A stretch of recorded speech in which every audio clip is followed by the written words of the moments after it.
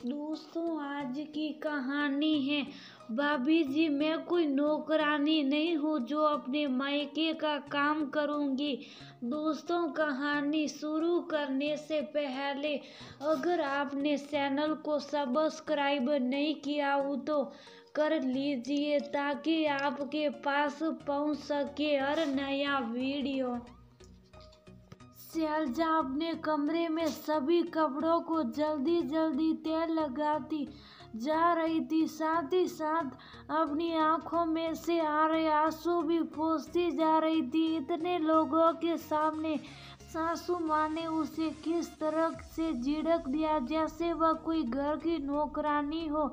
सिर्फ एक मदद ही तो मांगी थी, उस पर इस तरह से उसे बेइज्जत किया जाएगा इसका उसे बिल्कुल अंदाजा भी नहीं था। अचानक सासू माँ की इच्छा हुई तो घर में एक छोटी सी सत्यनारायण की कथा रखी गई थी। बहन बेटियों के नाम पर सिर्फ थी। थोड़े से रिश्तेदारों को बुलाया गया था। थोड़े से रिश्तेदार, दोनों मौसी सास का परिवार, दोनों बुआ सास का परिवार, छोटी ननद सुप्रिया जिसकी पिछले साल शादी हुई थी, उसके सास ससुर पति देवर आदि को बुलाया गया था। थोड़े थोड़े करके 30 लोग तो कम से कम रिश्तेदारी हो गए। फिर घर के सभी सदस्य, ऊपर से सासू माँ की कुछ सहेलियां, कुल मिलाकर 50 लोग आराम से हो गए। मिठाइयाँ और नमकीन बाजार से मंगा ली गई और पूरी दो तरह की सब्जी घर पर ही शैलजा ने तैयार कर दी। सुबह 4 बजे से उठी हुई वो इन्हीं कामों में लगी हुई थी। सत्यनारायण की कथा खत्म होने के बाद सभी को प्रसादी के तौर पर भोजन कराया गया। भोजन आदि करने के बाद अन्य रिश्तेदार तो वहां से रवाना हो गए, लेकिन दोनों मौसी सास और सुप्रिया यहीं रुक गए। सुप्रिया और मौसी सास आज घर पर ही रुकने वाली थी। शैलजा अपनी थाली परोस कर बैठी ही थी कि इतने में सासू माँ ने शैलजा को आवाज लगाई, अरे बहू, क्या आज पूरे कपड़े जलाकर ही मानोगी? दोपहर के 3 बजने को आए, अभी तक छत पर से कपड़े उतार कर नहीं लाई तुम? जी मम्मी जी, अभी लाई, कहकर शैलजा फटाफट छत पर गई और सारे कपड़े उतार कर नीचे ले आई और लाकर अपने कमरे में पलंग पर रख दिए। कपड़े तय करने की हिम्मत अभी नहीं थी, बहुत जोर से भूख लग रही थी, इसलिए कपड़े वहीं छोड़कर फटाफट रसोई में आ गई और खाना खाने बैठ गई। अभी 3-4 निवाले ही पेट में गए थे कि सासू माँ की आवाज आई, बहू, ये कपड़े यहाँ क्यों फैला रखे हैं? इन्हें हटाओ। सुनकर शैलजा ने कहा, जी मम्मी जी, अभी 5 मिनट में आई। 5 मिनट नहीं, तुम अभी आओ, हम थोड़ा आराम करना चाहते हैं।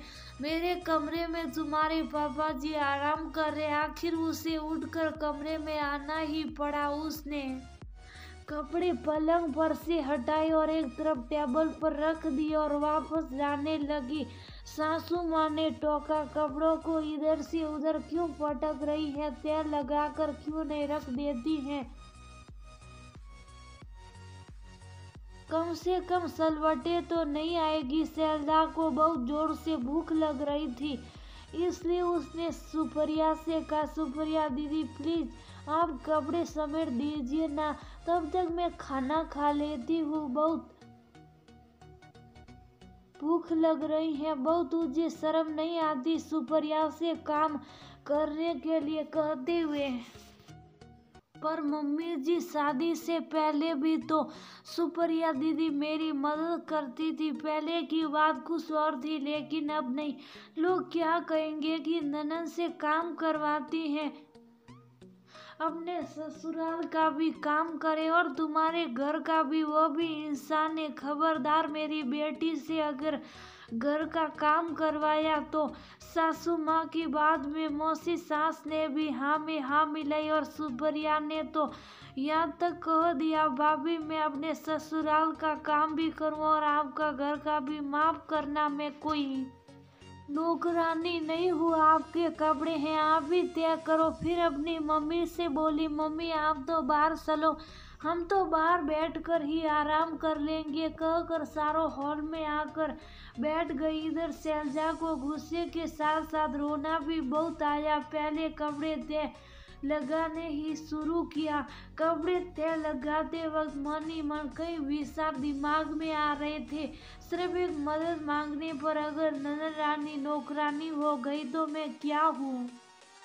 जब सुप्रिया की शादी के 3 महीने बाद उसके ससुर जी रिटायर हुए थे और उन्होंने काफी बड़ा प्रोग्राम किया था, तब भी मैं जब तक वहाँ रही तब तक उनके घर में सुप्रिया की मदद में लगी रही। माना कि खाने के लिए हलवाई रखा था, पर शाही नाश्ते तो रसोई से जा रहा था और मैं बराबर वहाँ उनके साथ लगी हुई थी।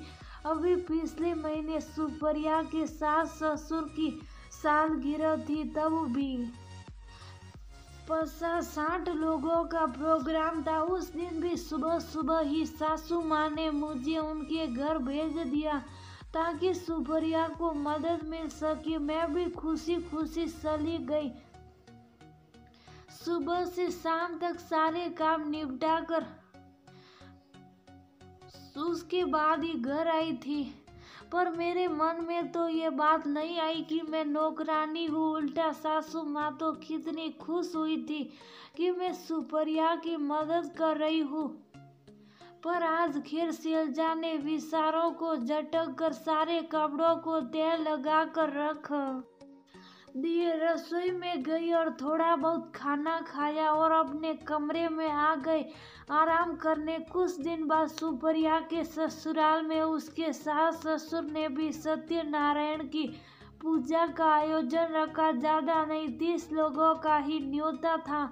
सासू माँ ने शैलजा को बुलाकर कहा, बहू तुम सुबह जल्दी ही निकल जाना ताकि सुप्रिया को थोड़ी मदद हो जाए और शाम को सारा काम फ्री कराने के बाद ही वापस आना ताकि सुप्रिया को थोड़ा आराम मिल सके।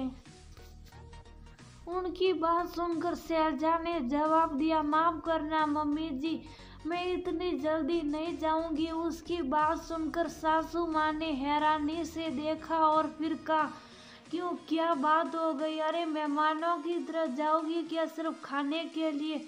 वो लोग क्या कहेंगे? कैसी भाभी हैं जो ननद की मदद भी नहीं करा सकती? मम्मी जी, अगर मैं वहाँ जाकर उनके घर का काम में मदद कराने लगी तो लोग क्या कहेंगे? मैं सुप्रिया की भाभी हूँ और उसके ससुराल जाकर काम कर रही हूँ।